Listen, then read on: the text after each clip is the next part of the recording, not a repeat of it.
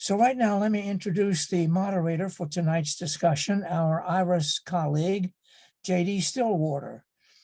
J.D. is a science educator, author, and musician who, by invitation in 2008, joined the faculty of a Democratic K-12 school, and in 2012, he began a part-time public speaking mission to share the beauty and mystery of science with adult audiences, and that work is now a full-time endeavor. JD has been a presenter at our previous conferences on Star Island, so he is fully conversant with the issues raised in tonight's webinar. So now let me have you meet JD Stillwater, who will moderate tonight's session. Thank you, Maynard. I'm really honored to introduce our speaker this evening because I've seen firsthand the good work that he's been doing. Rabbi Igael Gurin Malu, also known as Rabbi Iggy, is the founder and CEO of Tshuva Center in New York City.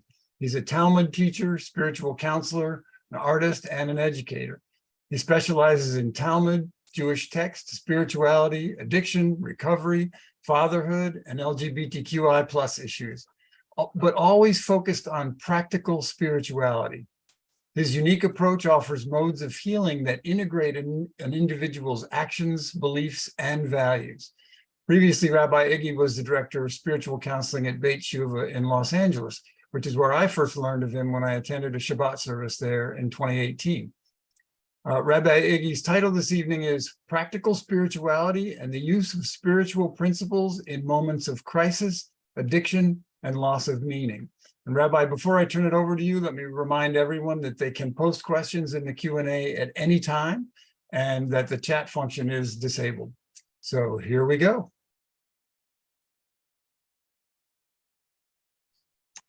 Hello, and thank you for this lovely introduction and for this invitation to present, to teach here today. I will admit that I'm mostly looking forward to the Q&A and the conversations afterwards. I thank everybody who's here and sort of is joining us tonight. And I encourage you, of course, to sort of like they said, sort of to submit your questions and sort of to so that we can sort of like at least sort of get some input around this.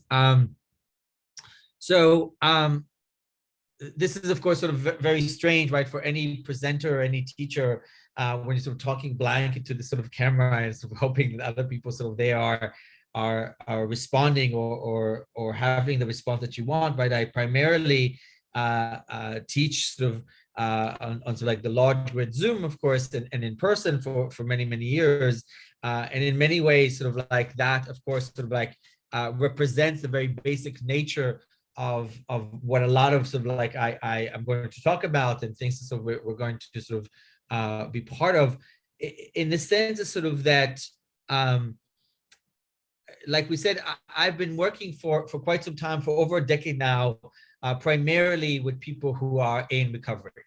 People who are in recovery from addictions of all different kinds, from addictions to drugs and alcohol and gambling, but also addictions that are process addictions, you know, mainly sort of like, you know, people who deal with food addictions, or people who are perhaps not sort of just sort of define themselves just as addicts, but people who, of course, have dealing with other mental health or sort of co-occurring mental health issues, that is sort of, you know, anxiety, depression, so forth and so on. And of course, also sort of a kind of addiction that I refer to sometimes as addiction to low-grade misery. That is sort of those people who feel that, you know, I'm sure a lot of you know them, right? The masters of the impossible problem, right? Those that sort of nothing is ever good enough, nothing is ever solvable enough for them. And the reason why sort of like I'm sort of like tying these two things is because in addiction, but not just in addiction, throughout sort of the mental health issues sort of that we are facing, there is a whole notion sort of that the way we treat it, of course, for many people is through sort of rehab, of course, and medical issues, which is very, very important, without a doubt. But to quote Johann Hari, right, the opposite of addiction, right, I so paraphrase, is not sobriety, right? The opposite of addiction is not recovery even. The opposite of addiction is connection, human connection. And in that sense, sort of the main element of what we do around sort of like spirituality, around what we do around practical spirituality, when we meet people who are in crisis, and that's sort of the main thing, is offer a very basic notion, which is the human connection. And that's very important, which is why, like I said, like talking to a camera is a little bit strange. But in that sense, that sort of when we think about what is spirituality, right, we have to start from a question of what is spirit, and where is this spirit sort of like not coming from, in the sense of sort of the religious sense, because different religions, different traditions will give different meanings and different sources of that. But if we are really to think about the essence of spirituality, for me at least, right, it starts from that moment of spirit, and that spirit is the uniqueness of each individual, right? Each individual's uniqueness, each individual's ability to express oneself, to be unique in that sense, is the part of spirituality. So for a lot of people who are, let's say, religious, right, those elements of soul, God-given soul, so forth and so on, is sort of the source of it. And that's really important, right? I'm a rabbi coming from the Jewish tradition, and we believe that, of course, God has given us a soul, and this soul, when we go to sleep every night, the soul returns to its source up in the heavens, and goes to what I call the soul spa, right? Kind of cleanses itself, reconnects itself, recharges itself, and then returns to us at the end of the night, right? In the morning, returns to us. And in fact, first sort of practical spirituality for a lot is the sense of gratitude, right? The sort of that when in the Jewish tradition, we wake up in the morning, the first prayer, in fact, one of the first prayers that children learn is a prayer of gratitude called the Modeani. And in that moment, the gratitude is that the soul has come back to me. Because in that moment, God has decided that the world needs you today. So if we take that away from the religion element, right, and so like look at like general spirituality, of course, the practice of gratitude in the morning has been talked about, and of course it's studied, and the importance of gratitude. But in that sense, sort of when we wake up in the morning and ask ourselves, right, quoting Benjamin Franklin, I believe, which is sort of like, right, had a general entry, which is every day he would ask himself, what good shall I do today? Right? In that sense, what good shall I do today? What kind of positive impact, the fact that I am waking up and can have another day, right? What positive impact can I have today is also, right, at the core of the recognition that I can actually do good. I can actually go out do good, and I have to make a decision around it. Right. And then if you go all the way to the, let's say, sort of like non-believing side, you know, I believe sort of like we've called it many different things, but sort of like what I fondly refer to as ancestral math. And that is to say that if you think about the fact that we're sitting here today listening, wherever we are all around, right, then in that moment, we are the product of a lot of different decisions made by our parents, right? So we have two parents, right? And their parents have two parents, and two parents have two parents, right? And so forth and so on. So if you do the math, right, and think about sort of the split of two parents, right? In the past, 400 years, right? So over 4,000 people are involved in decision-making so that I can sit here today and talk to you guys. Right. So in that sense, sort of like just the very basic nature of, oh, thank you for the hearts. That's very nice. That's very encouraging. You feel free to do that. if you do, right, if you do the math and think about, right, the fact is sort of that you will not repeat yourself, right? There will not be another event, another scientific event of you being you with all the genetic make, with all the things that have been happened in this particular moment. That creates another uniqueness to yourself, which is the result of all the decisions that people have made, where they went, where they immigrated, where they're not immigrated, right? What war they were part of, where they're coming from, where they're not coming from, who they slept with, who they wouldn't sleep with, right? So like all these decisions.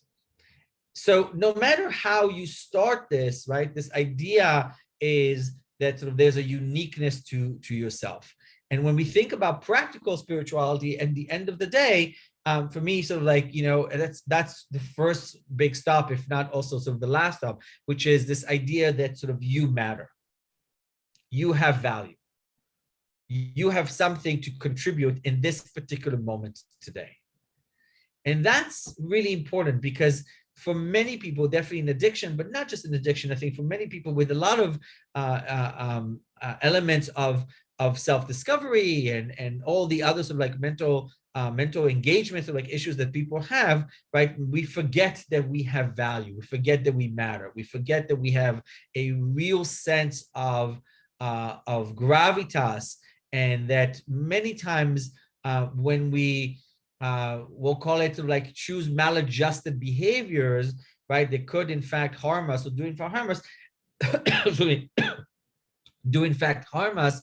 There are many times because we forget this very basic principle, which is that I matter and I have value. For addiction, for example, right? Addiction's base friend is isolation, is sort of like separation, right? And this sort of voice in your head that says you don't matter. Something is wrong with you, right? Something is not okay. That is, something about you, right, is not worthy. And therefore, right, it doesn't matter if I self-harm and so forth and so on for many people, right? So these are generalities, of course, but as a generality, I would say that sort of those mechanisms returned over and over and over again with people who are suffering, I guess, at least from addiction, which is the main basis of the people that I work with. And you see a lot of people who are of course sort of like the result of trauma, right? Sort of abuse, sexual abuse, emotional abuse, spiritual abuse, all that kind of thing. You see a lot of people with learning differences. That is, people who have been taught or have been made to feel that they don't study like everybody else, something is wrong with them, they don't get it, they're stupid. And a lot of people who feel senses of abandonment, whether they didn't grow up in their families of origins or other elements that have influenced them to feel that they have no place, abandoned, unlovable, uncareable. Again, they don't matter.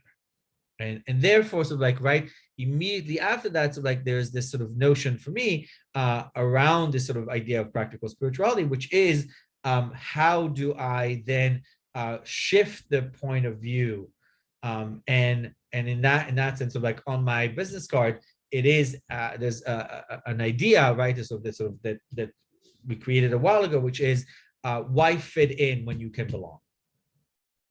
Because if fitting in means sort of you have to reduce yourself, enlarge yourself, make yourself bigger, smaller, then I don't want that. Who wants that? Who wants to constantly feel that they have to keep up with the Joneses, if you will? But rather sort of like the ability to say, I belong, I come as I am, that is something that we can produce. And those elements of I have gravitas, I matter, and I can belong is at the core of respecting and conversing with this idea of spirit, and I have a natural spirit. You know, I think this sort of that part of the very basic notion when I started thinking about what are the tools that we can actually have towards giving people a sense of who they are, or a sense of how they have gravitas and meaning, right? Right? How we have value. Thank you for the comment.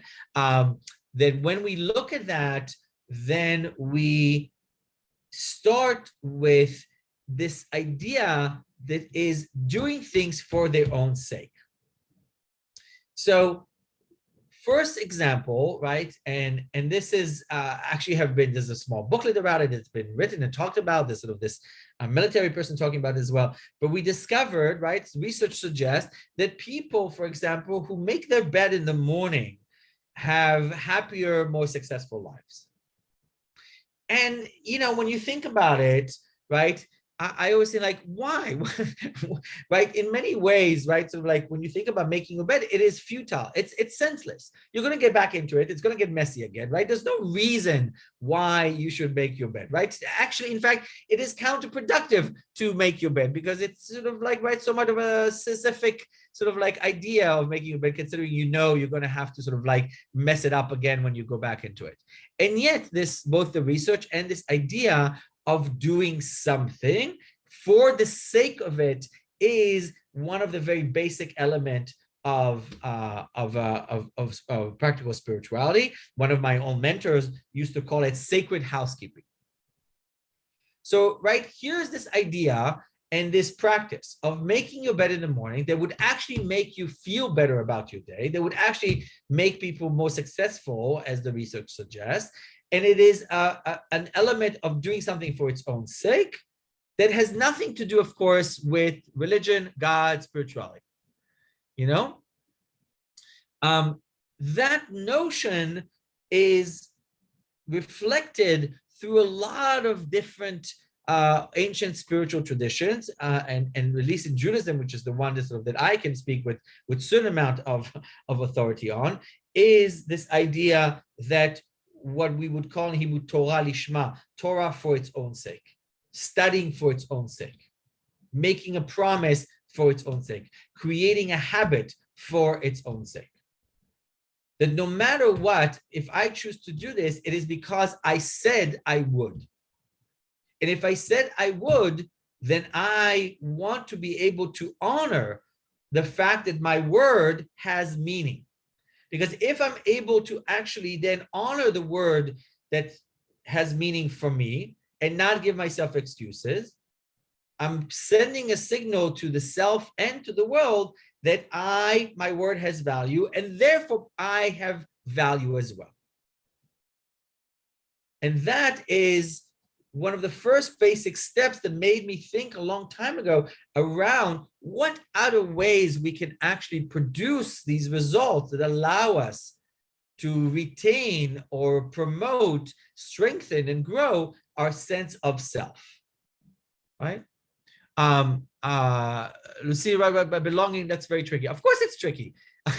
Of course it's tricky. If it weren't tricky, everybody would have it, right? If it weren't tricky, then, right, everybody would be content in communities that love them and everybody would think. So, of course, it's tricky. But it's tricky because I think that we've been, in many ways, I would say we've been poisoned, forgive me, we've been poisoned to believe that fitting in is a kind of belonging, and it's not.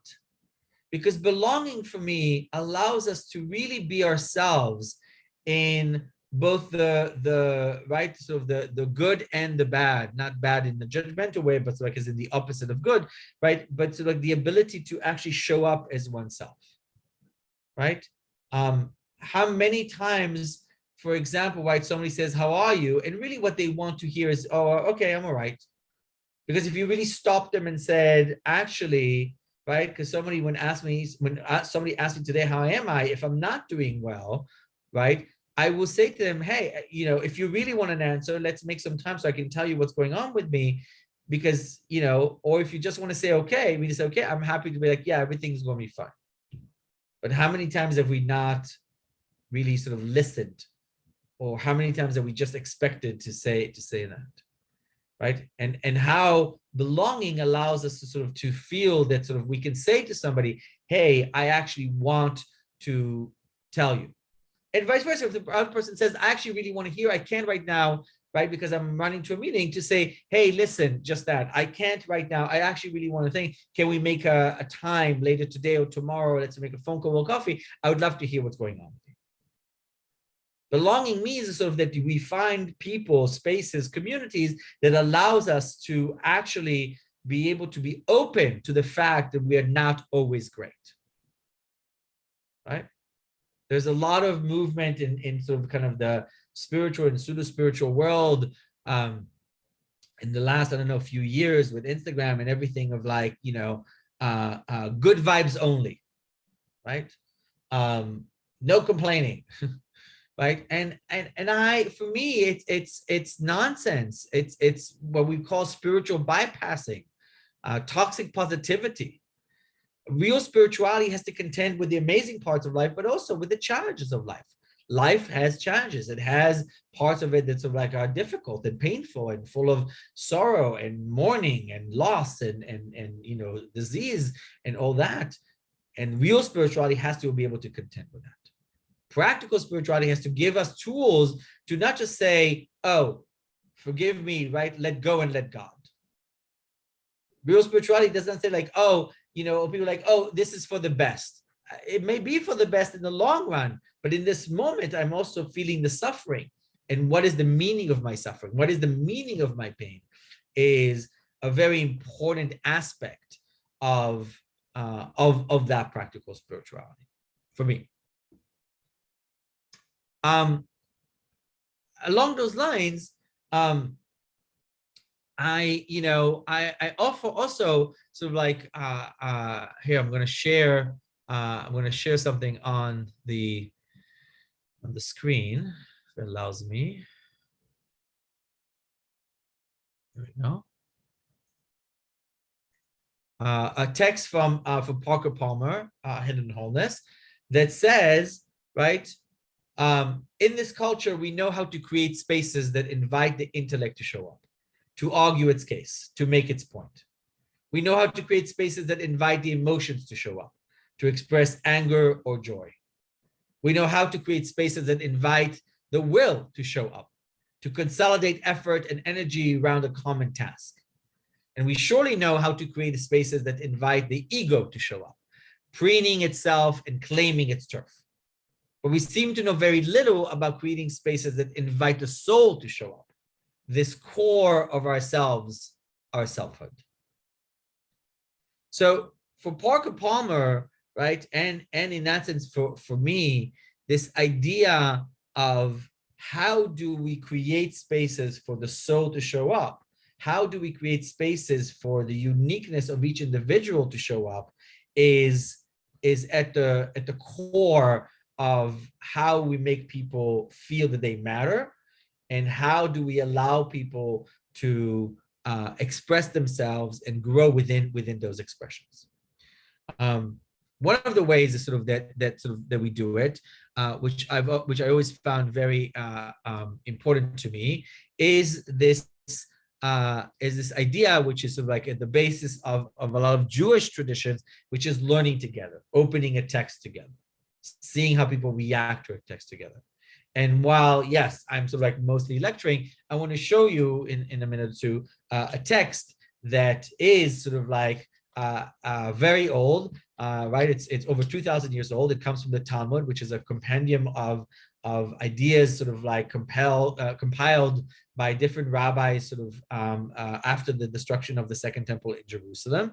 It is a rather large composition of law and ideas and stories and text that sort of create a codex of ideas and behavior, so that we can actually sort of see how they, both the traditional Jewish values, the spiritual Jewish values, and the other values of like have kind of developed through. So I'm going to show you that text in a second, and we can sort of, and now basically sort of study with you kind of semi-virtually. Showing up as a soul, others admire this, but honestly frightens or puts people off inevitably. That is absolutely true, Lucille. That's a very good point. But I mean, I think that that's the exact point that I'm trying to make, which is sort of that if you showing up your soul frightens people, right, then forgive me for the simplicity, they're not your people. Right? And we all have families of origin, we have families of biology, and we have also families of understanding, communities we built around us. Because if somebody's afraid of your own soul, it also means that they don't recognize their own soul, their own validity, their own value. And that's a, self-selected group. So as I think as Maya Angelou said, right, when people tell you who they are, believe them.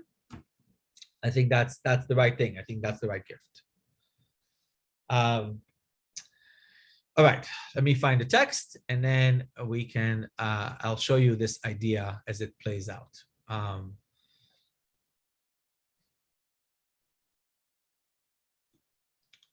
Sorry, a second.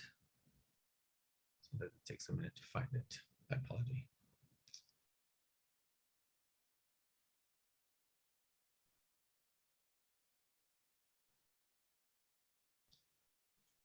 I just had it.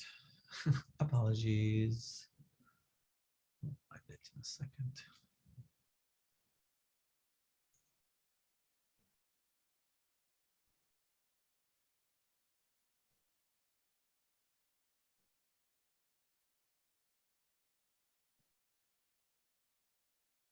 If there's a comment or a question, feel free to, yes.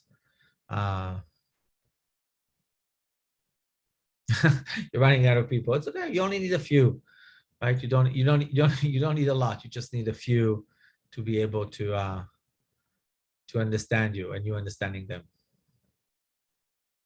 Otherwise, it could be too much anyway.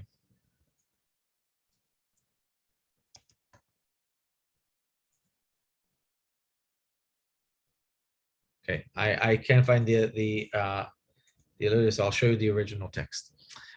So you'll forgive me, it's a little bit sort of like messy, but if you just want to listen, you can also just listen to the idea.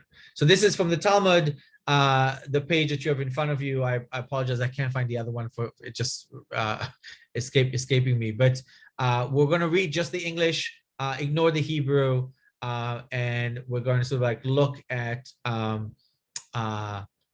and this idea of what I want to sort of discuss, right? So we're talking about this rabbi, right? Two rabbis. This first rabbi is called Rabbi Chia bar Abba. He was ill. This other rabbi, Rabbi Yochanan, went to visit him. Rabbi Yochanan then asked him, as he goes to visit him, as he goes to sort of try and heal, are these afflictions dear to you? Rabbi Chia bar Abba answered him, neither they nor their reward. Rabbi Yochanan then answered him, give me your hand. He gives him his hand and he revives him. So the first story that we see here is a story of two rabbis, two colleagues, right? One of them is ill. The other rabbi goes to visit him. As he enters the room to try and offer him healing, offer them something to comfort him and make him better, before he does anything, he asks them a question.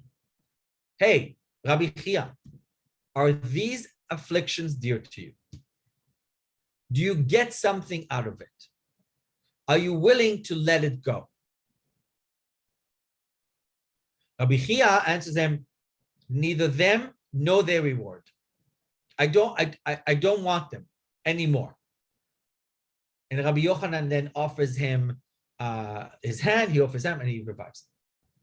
So this text, which is ancient, right, over 2,000 years old, acknowledges something for us, which is very much at the basic notion of what we do, which is when you are going to talk to somebody, when we're talking about how to heal, how to find solace, how to grow, how to evolve, even those things that we continuously think, right, are perhaps sort of something that we have to hold on to, we have to let go of them. And you may say to yourself, of course, like who would say, no, I want to be sick, I want to be ill, except of course, so many of us are holding on to our maladjustments. So many of us, including myself, holding on to, my doctors keep telling me I have to have better eating habits. I have to exercise more, right? Definitely people in addiction, right? How they find themselves, right? So like going back to the bottle, going back to the drugs, whatever. And you could say like, well, if this is bad for me, why do I keep going back to it? Because it's giving us something. In fact, many times maladjustments, addictions are a solution to a problem. It's that drink before the party to sort of take away the social anxiety off, right? It's the drugs to sort of take the edge off. And it works for a while, which is why we go back to it until it becomes a problem. So Rabbi Yochanan, right, the rabbi who comes to heal, says to Rabbi Chia, hey, listen, if you are still holding on to it, if these afflictions are dear to you, or if you think that these afflictions will make you a martyr or somebody that sort of like will gain a better place in heaven, he says, if that's the case, there's very little I can do for you. If I can't let go of him, then there's very little healing I can do. The second story, which is exactly the same, just with different thing. This time, the healer is the sick person. Rabbi Yochanan is the sick person. Rabbi Yochanan is ill. Rabbi Hanina, a different rabbi, goes up to see him, asks him the same question: are these afflictions dear to you? Rabbi Yochanan says to him, neither they nor their reward. Rabbi Hanina then says to him, give me your hand, gives him his hand, and he revives him. Right? Same exact story. Just this time, the doctor of before, the healer of before, is the person who is sick this time. But the same formula, the same question, the same thing. So we ask, the text itself here asks, why did Rabbi Yochanan, right, need Rabbi Hanina's help, right? Shakespeare, right? Doctor, heal thyself. Why did he knows the formula, he knows the question. Why did he need somebody else to do this? Why did he need to hear it, right? You should tell him himself. And the answer, which is one of my favorite lines here, right? A captive cannot release himself from prison. That is, i.e., he needs help from somebody else. In all traditions, as well, I think in just basic notions of spirituality, of spirit, right? Like recognizing spirit, even if you know what to do, it has to be done, or the best way it's done is through with somebody else. Again, the connection. The ability to see yourself in somebody else and for them to be able to see themselves in you. The ability to recognize the spark of uniqueness / divinity, whatever it is, within you and within them. A captive cannot free himself from prison.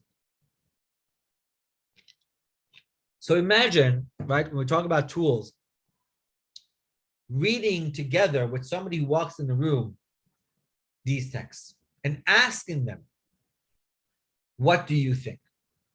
This notion of equalizing the learning, the idea, the growth, the reading, allows again people to find a thing like, oh, my idea is just as much as value.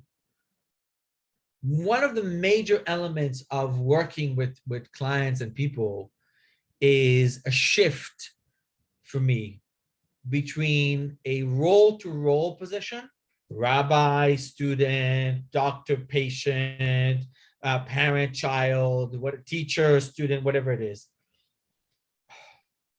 to shift from a role-to-role position to a soul-to-soul position. Can I see you for who you are and you see me for, not to take away the role, because they are important, there's boundaries, but can I actually see who is in front of me? How do I equalize this? How do I make sure that the practicality of giving people the honor, the respect of the spirit is intact? When I'm able to do this, right, and this is just one other tool, right, it allows us to understand how we honor the spirit. Once we do that, once we start like creating this rapport, excuse me, once we're creating this rapport, when we think about practical spirituality, there comes a moment where in conversation, right? And I should have said this before, right? I was the director of spiritual counseling. I'm a big believer in spiritual counseling, right? A lot of my clients are people that I work with around spiritual counseling. That is to say, that it's sessions, we talk about spirituality and the space to discuss really the big questions of life, which everybody really is interested in, which is, why am I here? What is my purpose? How do I make sense of my suffering? What is the ways that I can grow? So between, right, so like thinking about practical ways like making your bed and studying, right, there's other sort of elements. The next element, which is incredibly important for people in crisis, is to find ways for them to define themselves in a way that allows them to be who you are. We often feel like, oh, be yourself, but many people don't even know what be yourself is. What does that mean, be yourself? Right? And one of the ways that sort of that I've found to do this, which is important, is there are two major sort of like factors. One, you can go through what we call a value clarification exercise, which is if I'm going to have you face 30, 40 different values, for you to choose, right, 4 or 5 different values that are really at the top of your list in your life right now. And making decisions around, right, the values, depending on the values that we choose, allows us to make decisions based around the values, rather other decisions that are sort of based about other things that sort of will make us feel much less about ourselves. So for example, right, if my goal is to stick to my diet today, right, and I don't, right, I failed. But if my value, right, is to make healthy choices, I'm allowing myself to have a much broader range of practical ways to address the spiritual part of myself that has chosen that value of making health choices. So that's one. The other way is asking people, for example, choose 2 or 3 things you want to be known for within the next, let's say, year. I want to be known for my business acumen. I want to be known for my sense of humor, and I want to be known for, I don't know, being an expert in nuclear fusion. So once you choose those things, once you choose sort of like certain elements like this, then you can allow yourself that whenever you're about to speak or not speak or do or not do, ask yourself, does this promote this? If I say this, does it promote me being, business savvy, or whatever, an expert in one subject or another? And again, it gives you a chance to sort of to have a sounding board to the choices that you make around those elements. The value clarification exercises, the way I want to be known, allow us again to sort of to have practical ways of thinking. What am I, not in terms of who I am deep inside. I don't particularly believe that there's a deep inside you. I think who you are is what you do. Who you are is how you take action in your life, the sovereignty that you have in your life. Right? Imagine if there's a camera pointed at you 24/7 for a week, but the camera has no sound. And imagine we take that footage of no sound, just the camera, and we give it to somebody else to watch. What will they be able to say about you through your actions? The sovereignty that we have around our actions, right, is really important in this idea of the self and the spirit, because it allows us to constantly realize that we always have a choice. A lot of people say, I don't have a choice, but what they really mean is, I want to pay the price of the choices that I make. You always have a choice. You can get up from this seminar and go somewhere else. You can go and empty your bank account and move to Costa Rica. You can go and slap across the face the first person you see. All these things you can, in fact, do. You may want to do or don't care for, you can. And sometimes you want to do them, but you wouldn't, not because you say, I can't do that, you can, but because you don't want to pay the price for it. And it's important to distinguish between those two, because that element of understanding one's sovereignty, one's ability to choose, right? In the same way, like, are these afflictions dear to you, right? What is the choices that you make around your suffering? If you keep going for the alcohol, the drug, if you keep going for the complaining, if you keep going for the gossiping, if you going for this maladjusted behavior, then you are getting something out of it. If you weren't getting something out of it, you wouldn't do it. So now we have to understand, what is it that you're getting out? So when you think about these elements of like who I want to be, what are the behaviors that I want to change, and how do I actually change them? How do I actually create spaces for them? Leads to sort of like one of the the last really few bits about this, which is the importance of routine within spiritual life. When you look at when you look at very successful people, Lee Iacocca, Bill Gates, Steve Jobs, Karl Lagerfeld, many others. When you look at their thing, most of them have a few things in common. But one of the things that is most in common is that they have a pretty strict routine. Most of them wake up the same time every day, eat the same thing every day, get dressed the same way every day, have a decision fatigue sort of mechanism of having the same outfit every day. That's allowing them to preserve the energy, but that routine is really, really important. If I'm to honor myself, right, I have to make those decisions, allowing myself to be the best version of who I am. And that usually means sort of that I am not so like going through like analysis paralysis, but allowing to make myself decisions that are based on the values that I do ahead of time and create a routine for myself, right? Things. And in religion settings, right, that is prayer, that is sort of like, right, meditation, so that. But in non-religious settings, right, in practical spirituality, it's journaling, it's different kinds of meditations, it's understanding how you actually sort of like interact with the world. So for example, for my own example, one of the things that I've been doing for enormous amounts of time is that I have these tasks for myself. So one of them, which is sort of become rather infamous around my friends, is that I have to find something in bloom every day. Every day I have to at least walk outside, no matter where I am, and I have to find something that is in bloom, which is very easy in spring and summer, a little harder on the East Coast sometimes in the winter and stuff. But once you train your eye to see it, you see it all the time. This ability to understand and realize that something is in bloom all the time, that something grows all the time, even though it can be harsh and cold and barren, allows us to, again, remind ourselves that there is a thing. In spiritual and in religious sort of aspect, that is always accompanied by a blessing. But in non-spiritual thing, it's just becoming by a certain mantra, a certain meditation, a certain understanding that I have a task. My ability to do so, right, allows me to go back to this idea of when I encounter somebody who is in crisis, what is missing from their life? And if I take everything I've been talking about now for the past, 45 minutes, right, it comes down back to, right, to the ability to realize that sort of that I have value, that I matter, that my choices matter and have consequences, that I am part of something larger than myself, and that I am any given time able to do something. There is an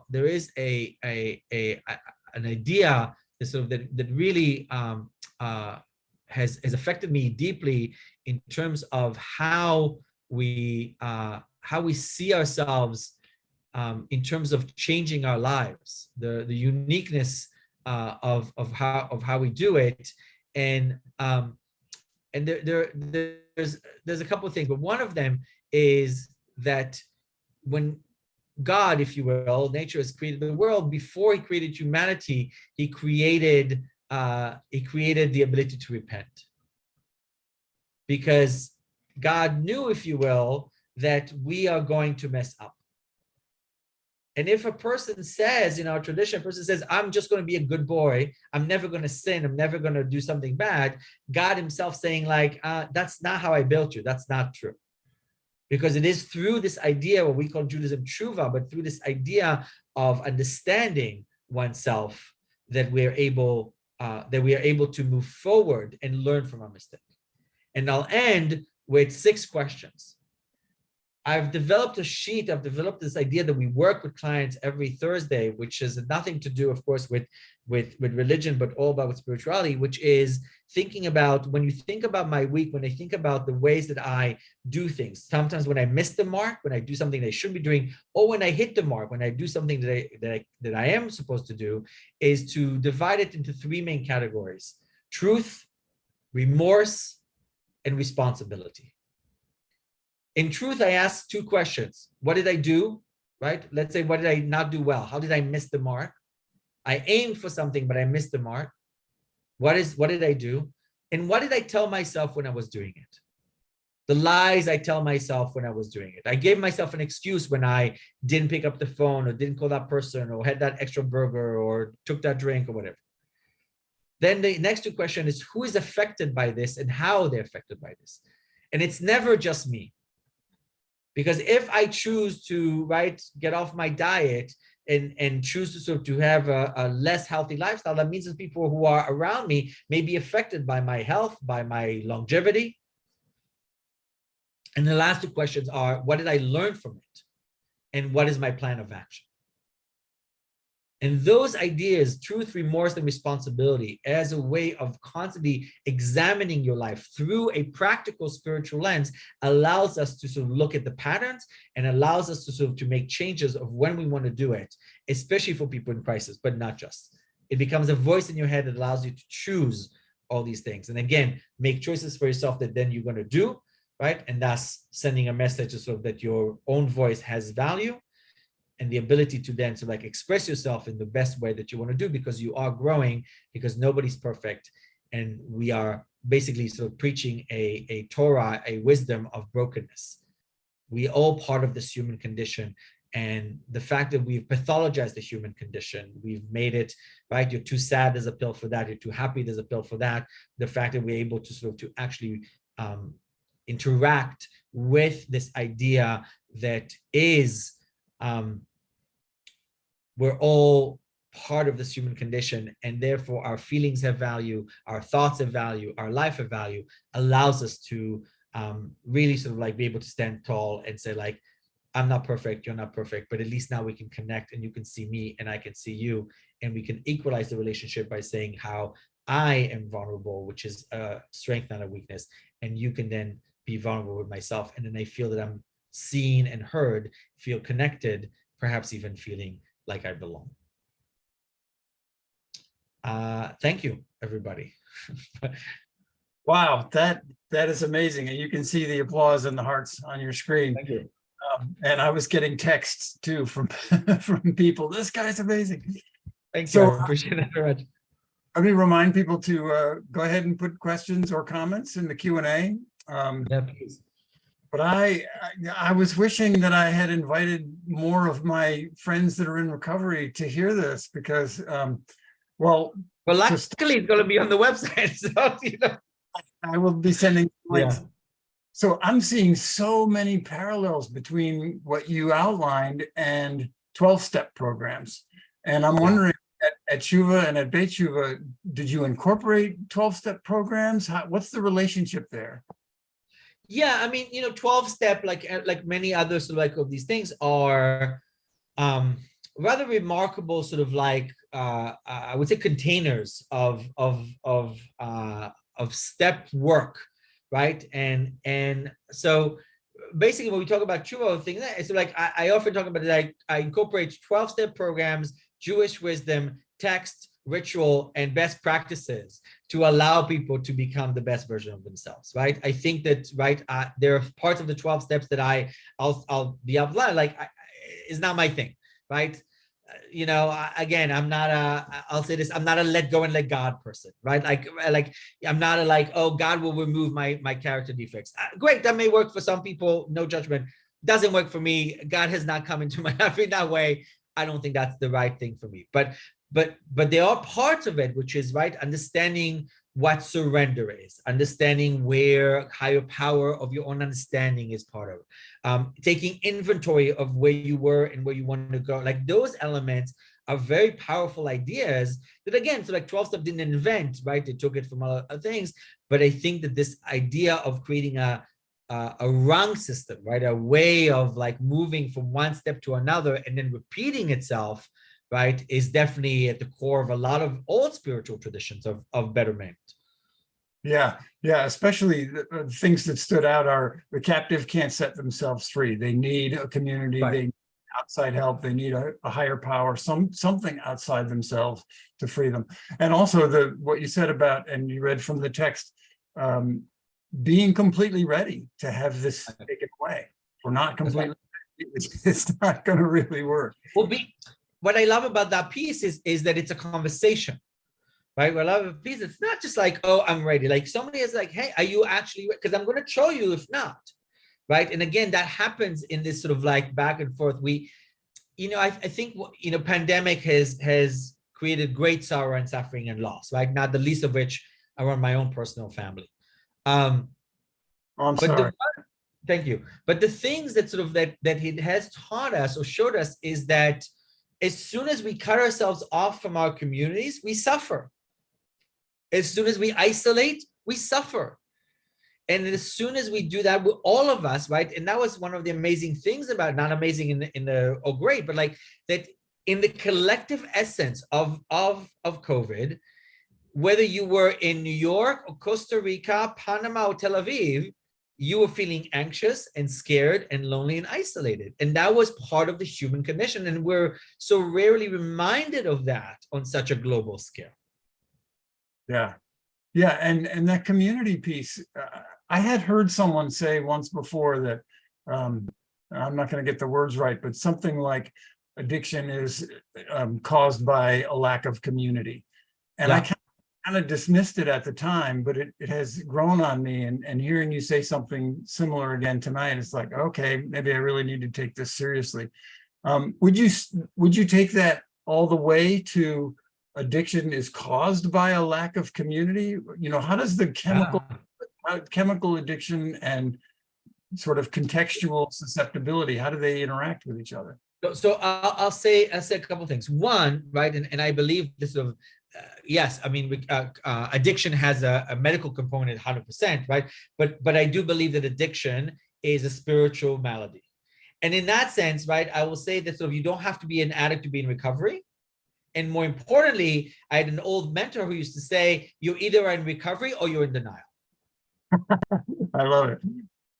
That I think that's for a lot of people, right? Recovery, right? We all have maladjusted addictions to something, right? Yeah. It may not be heroin, it may not be alcohol, but again, who among us did not go internet shopping in the middle of the pandemic when we were feeling anxious? Who among us did not like open the fridge 15 times, hoping that some miraculous piece of cake would appear there, right? All these things that we've done, right, are so incredibly part of this sort of idea of addiction that sort of that I think all of us are part of it. In that sense, I would say that sort of that then this notion, this spiritual notion that something's wrong with me, or I'm not complete, or I'm broken somehow, right? And I'm not able to talk about it. I'm not, because I have to be, right? I have to be, I don't know, kind of like filtered through so like social media things, right? Creates this idea. And then, right, I find something that makes me feel better, right? Yes, if I have social anxiety and you start drinking before, yes, you will not feel it. And then it becomes a problem. Yeah, it takes, and that's true for many of the maladjustments. Yeah, it's stressful and energy sucking to have to maintain a facade all the time. That's right. So what you said about being either, how did you say? You're either in recovery or denial. Perfect segue. Yeah. Our first question here from Ann Stillwater, who writes, yes. Are you familiar with Resmaa Menakem's intergenerational trauma work? It has been very helpful to me in healing from my family of origin issues, to recognize that it is not all my fault, but some of what I've been grappling with is from previous generations. So yes, and look, and I think that's sort of right, again, right, I'm a Jewish rabbi, so right, so like, we invented generational trauma. I'm kidding, of course, but like, right, but this idea, yes, for thousands of years. Yeah. So it's true. It's not all your fault. 100% it's not your fault, but it is your responsibility to fix, right? And that, I mean, if you choose, right? That is to say, I think this, if we're really honest about healing, right? It's that we have to be recognizing that we have responsibility to heal ourselves, but also that we are also, like in the text, responsible for when we choose not to. Right, the trauma is definitely sort of like not your fault, but now that you recognize it, now that you know it, now you can do something about it, right? And if I choose not to, that's also on me, right? It is a double-edged sword. But yes, sort of intergenerational trauma work, attachment sort of like theory. Like there's a lot of different ways to sort of look at different sort of forms of doing trauma work, right? EDMA, like all those sort of like, EDMR. So like, yeah. Jason Kuhn asks, children, I have 3. How do you encourage children to show up with soul? Fitting in is so important for kids. How do you inspire kids to want to belong, to connect, to avoid addiction? All of your recommendations would work in kids, but is there something else for the young? Yes. So great question. So a few things. One, right, when they want to belong, right, we have to ask them, how do you feel? What is the feelings that you're feeling? How many times have kids come up to us and say like, oh, and they're crying or angry or sad, and we said, don't be angry, don't be sad. They're not worth tears. Why? Like, and when we do that, we do 2 things. One, we kind of gaslight them to think that they are feeling something they shouldn't be feeling.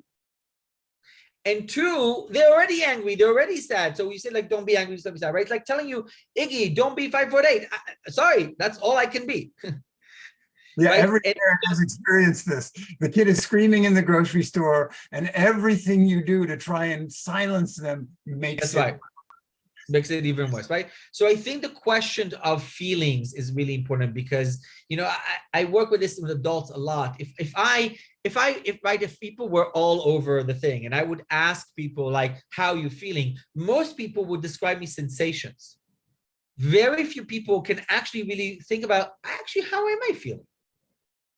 I'm tired, great, sensation, not feeling. Nauseated, sensation, right? We confuse the sensation with feelings. And I think with young kids, identifying with feelings, they all feel it in their stomach, right? We all know very young children, right? I have a stomach ache can mean hungry, can mean gas, but it can also mean anxiety, fear, anger, right? So by talking to young kids and creating a space of asking them, when you belong, how do you feel? When was the last time you felt you belong? What is the feeling that you have right now? Allows kids to understand it, sort of discussing it and being able part of a conversation becomes much more things. And I can't tell you that you can prevent addiction, but I can tell you that that a lot of people who are addiction are either severely traumatized, unheard, unseen, and people where they feel that they don't have value in themselves. Love that, making a distinction early in a child's life between sensations and feelings. Feelings, I assume you mean emotions, like what emotion are you feeling? Yeah. Speaking of emotions, Anne also asked, can you please say more about masked neurodiversity, how that impacts the individual and how to heal from it? So I'm not exactly sure about mass. I know about neurodiversity, and I know about unseen neurodiversity, or undiagnosed people who are what's called high functioning. Maybe is what you get. High functioning, yeah. Again, I think that when you start being sensitive to this idea of the self and your own vulnerability, you stop making assumptions about everybody else, right? Right, in the big book, there's a thing like, do not compare your inside to other people's outside, right? And also the very I think at this point now ubiquitous and almost cliche, like life is not Instagram, right? That is to say that social media is neither social nor is it media, right? Right, in that sense, allowing ourselves to understand that if I can come to you and be vulnerable, you will also be vulnerable with me, hopefully. And therefore, right, I'm connecting through my own self, not expecting everybody to be the same like me, and I expect them to be all things, right? It's funny now when we talk about neurodiversity, we used to call it normal, right? The normal brain, the normal thing. But what is normal? Who is normal? I don't know a single person who is normal. And we keep comparing ourselves, our children, to normal behavior. It's a little bit like, and I think I'm not a woman, but I have 2 children. right? Who, when we talk about this, there's a book called, right, What to Expect When You're Expecting, for people who are like, right, who are experiencing pregnancy.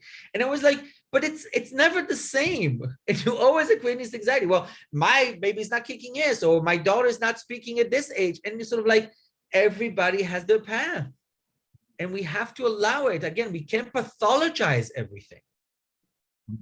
And the only way I know how to deal with it is to be vulnerable myself, to talk about what's going on with me. Because when I do that, many people respond and tell me where they are. And then I realize, oh, I'm not alone.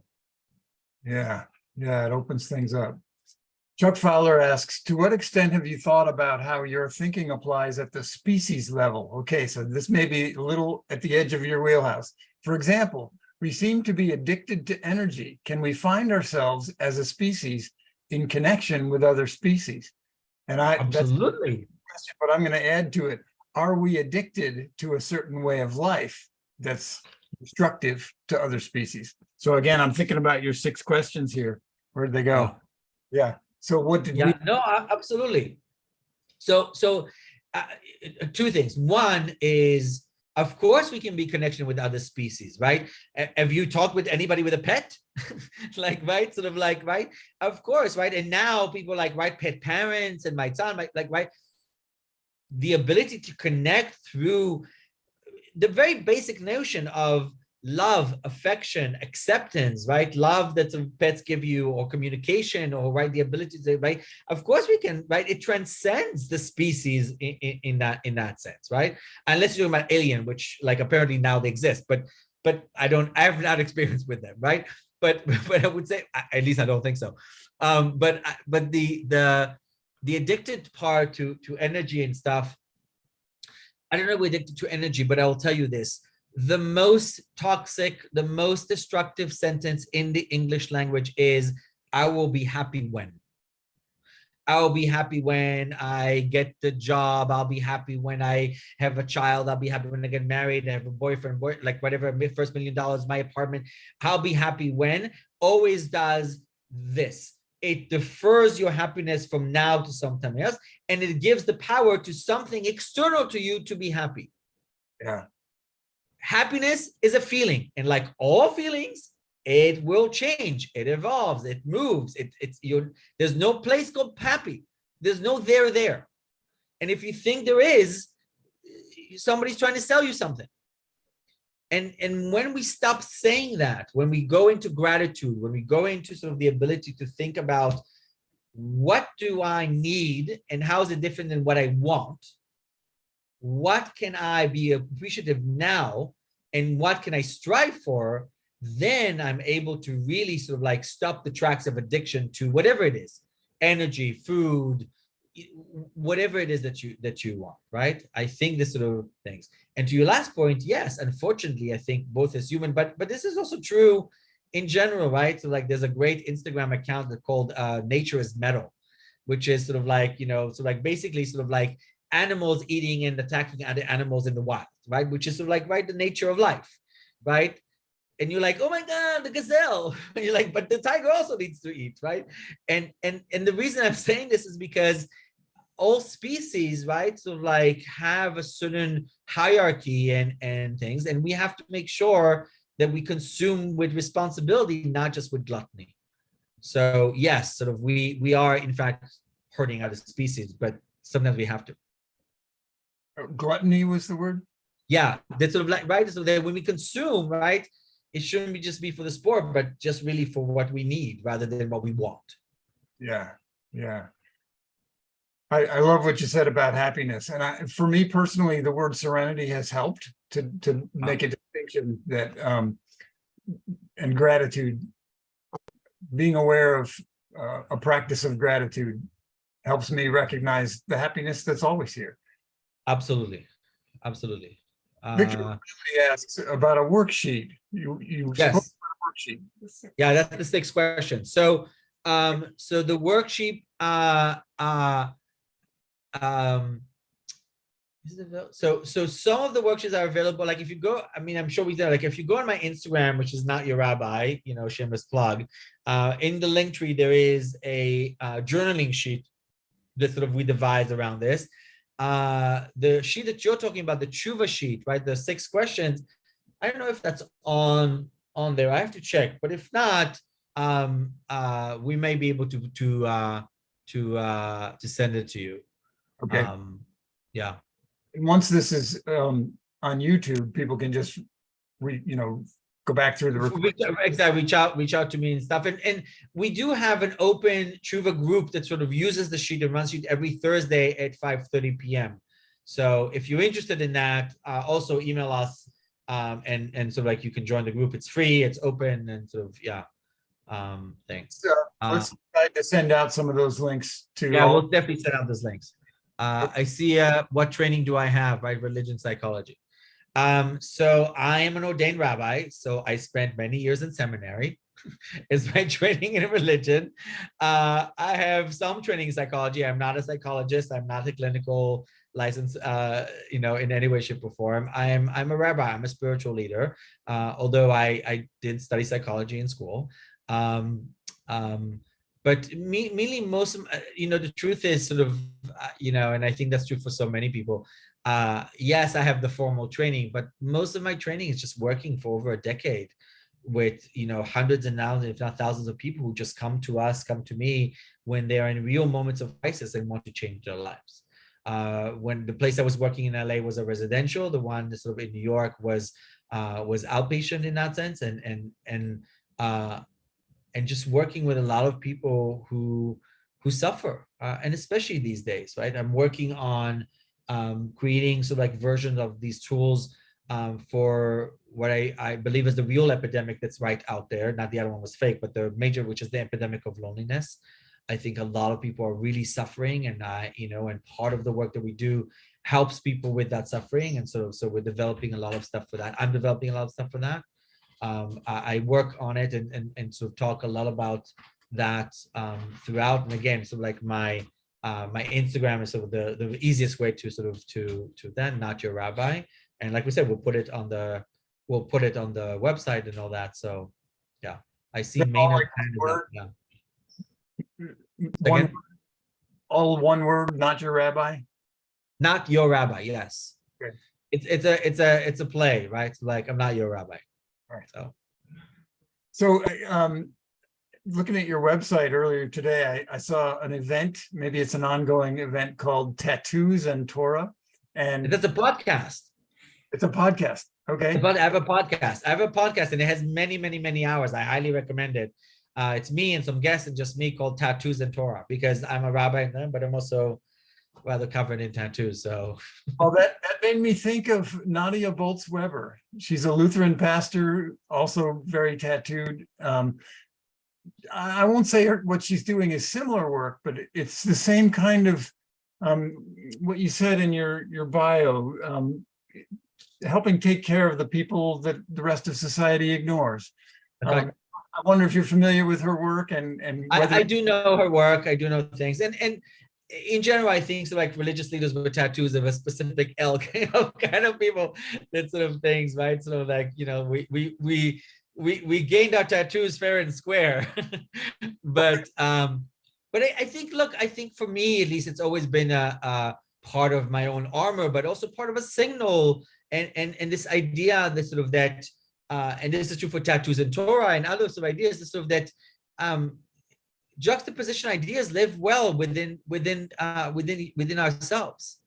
That it's really important to remember that we're not one thing or another, right? It's always a shift from an either or perspective to a both and perspective. Wow. Right? That sort of, that's really a very important element of sort of like a life worth living, because, right, I can be a rabbi and philosopher and theologian and philosopher, but I also enjoy trash TV, right? I can be somebody of great importance, or at least sort of like esteemed importance, and also have tattoos, right? I can love fashion and philosophy work at the same time, and I think a lot of people are like that, right? They're not just one thing, and I think that sort of whenever we are stuck in a either or perspective, we find ourselves losing, right? But a both and, right, allows itself to sort of like, okay, and what? And that's a lot more inclusive not in the sort of like social justice idea, sort of like realm, but it's a lot more inclusive because it allows us to sort of to be more multifaceted and more interested and more interesting. Yeah, and you are speaking to the Institute on Religion in an Age of Science. I That's come right. from the science side, and one of the things that has come out of quantum physics is the understanding that these subatomic particles are not either or particles. They're both Right. and. So at the most fundamental aspect of our universe, it's built on a both and model of existence. And so I love that. It's a great connection. There's a Jewish teaching that tells us that sort of the process of tshuva, the process of repentance, changes the past. Ooh. It doesn't just that, it actually changes the past. That the past is a potential that is solidified one way or another by the present, which I think now in some circles of science we call retrocausality, right? And this is a spiritual component, right? It's not just a religious component. And when we think about that, right, when we think about how we reshape the past, reshape the memory, reshape things, it's most definitely is like related to supersymmetrical string theories and other sort of like sort of like elements of science that sort of allows us to sort of see that two truths can in fact sort of coexist, perhaps in different universes, but they still can coexist. Even opposing truths. That's right, absolutely. Yeah. Especially opposing truths, I would say. So I had another question. Well, I'm trying to remember what it was. It was related to that. But we are out of questions in the Q&A. So if people have questions and they just haven't quite put them in yet, now's the time. Now's the time. What was it? I also see Maynard's hand up. I don't know if that's on purpose. Maynard, feel free to jump in here. Yeah, I wanted to go back to Jason Cruz's earlier question about the young, about the youth and what your advice is there, because the young people are very vulnerable, and I'm referencing a young woman that I know who was 16 years old, and she was getting into a relationship with a young boy, and they were very fond of each other, and she bared her soul to him, talking about the things that she was worried about and the things that she valued and the things that she questioned, and you name it. And she bared her soul to him. But then when they broke up, he virtually destroyed her self-confidence by making all of these observations known to all of their classmates. And she was relatively outgoing before that. Now she's not reclusive, but you can really tell the difference of how this is. She's now 17 going on 18, and she hasn't recovered from that yet. It has molded her personality in a sense that was very destructive. So, in answer to the question about, why am I afraid to tell you who I am? Yeah, That's look, I mean, you have to trust the person that you're talking to, in a sense, in a way, because you never know how that's going to be used against you. Correct. Look, I mean, like everything else, right? Like I said with Maya Angelou, right? You have to allow people to be themselves, knowing that when you trust somebody, you may be betrayed. And she, in fact, at this point, has suffered trauma, right? That is a traumatic event for this young girl. Right. But I think that for me, right, the important thing to convey is that she did nothing wrong. That, right, that what she did may result in pain for her, but she did not do nothing wrong. And to really push the point that just because you do something right, for example, it doesn't always mean that it's the one thing that's going to make you feel good, right? Making amends, making an apology, right, doesn't feel good. It feels horrible sometimes, right, to admit to your wrongdoings, but it's the right thing to do. And it's also true in cases like that, to understand why she did that, right?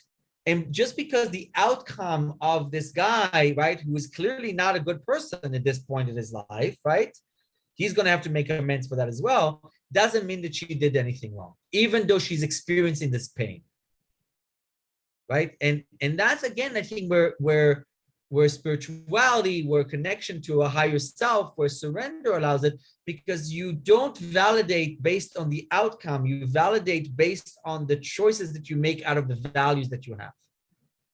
For her, in that sense, right, when I trust somebody because they're my boyfriend, girlfriend, and I want to be vulnerable to them, the value is openness and trust. The fact that I'm not hurt for it doesn't take away from that the value was right. It just means that sort of that person, right, was not the right person, or that person betrayed that trust. Yeah, I'm really concerned about the impact of this whole experience, this whole learning experience for her, because she's not gonna. It's gonna take a long time to get over this, and it's gonna require another relationship, which ends up to be a healthy relationship instead of this destructive relationship. I mean. So here's a redirect, right? For me, I would say the goal is not to get over it. The goal is to get through it. Sounds like to me like counseling, I hope, is part of how she's going to get through it. I hope so. I hope for her, right? But the value that she has to come from herself, not from the other person. Just because somebody else has done something rather horrible to her does not need, right? Or we want to make sure that doesn't, and this is true for all of us, not just with it, right? This is true for every single person who's listening, right? To understand that part of our own hurt means that our spirit, right, is going through something that is, right, impactful to us. And therefore, we have to remind ourselves why we are or how we are the way that we are, which is, I want to be known as a trusting, loving, vulnerable person, right?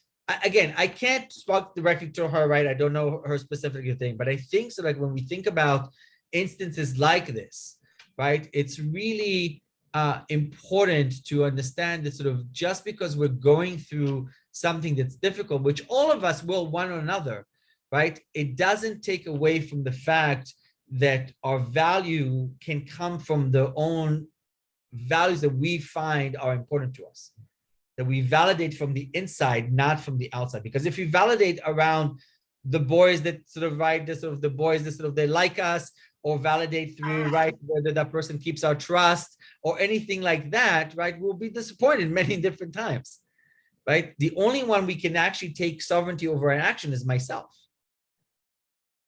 And we all know that, so like if I say, okay, I'm not trusting anybody ever again, that's not going to lead to a productive life for oneself either, right? We have to make sense of our pain and our suffering. Yes, well, I mean, I'm not in a totally close relationship with her, but when I do interact with her, I encourage her to look within, to draw on her own strengths and so forth. But those are compromised at this point. It's easy for me to say that because I've got resources. I mean, I've been through much more in my life than she has, and I can draw on resources in my life, but she is at a stage where she doesn't have those kind of resources, and you get a lot of validation as to who you are by your relationships, and that destructive relationship, which she is still trying to deal with, is beyond her capability at this point. Even though I try to encourage her as best I can, and so are her parents. But Look, I would say to her and to anybody who's suffering, there are resources out there, not the least of which, right, sort of like both counselors, religious leaders like myself, other people, right, and encourage wherever you can to the level that you can, to the ability of the finances that you can, where you live, to seek out people that allow you to really express who you are, right? And this could be done through spiritual counseling, through therapy, through other friends, whatever. I think that sort of that it would be a shame if an incident of one person, right, who does this to somebody, right, shapes the rest of your life, right, and allow ourselves to understand that this is part of an incident, right, and no life is measured by one moment. No friendship, no life, no relationship is measured by one moment, right? Unfortunately, as people, sometimes we can hold to a resentment a lot longer than we can hold on to a favor done, right? Sometimes we don't even remember what the resentment is, but nonetheless, I think this sort of that, again, for her and for other people, so like who are hurt, and there are people who are severely hurt and traumatized by people, to really go back to the values and ideas that you want to be, who is the kind of person you want to be. Well, and high school, the social, Right, it's toxic to begin with. There's not Absolutely. much you can do about that, except I'm reminded of the long-running video series, It Gets Better. And that was aimed at LGBTQ high school kids, but it applies to everyone. Things get better. Hopefully she'll be okay. We are out of time, so I want to thank you again, Rabbi Iggy. That was powerful. Thank you for having me. Lightning. Thank you everybody for listening. Yeah, feel free to sort of do this, share it out outside. So yeah, thank you so much. Be in touch about the links and stuff. So yeah, we'll be there. Perfect. Thanks everybody.